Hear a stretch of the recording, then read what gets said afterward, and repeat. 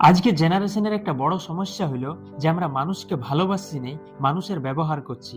একটা মানুষ যতদিন আমার কাজে লাগছে ততদিন আমি তার সঙ্গে ভালো সম্পর্ক রাখছি, আর যেদিনেই আমার কাজ শেষ হয়ে যাচ্ছে সেদিনে আমি তার সঙ্গে সম্পর্কটা ঘুচাইন দিছি।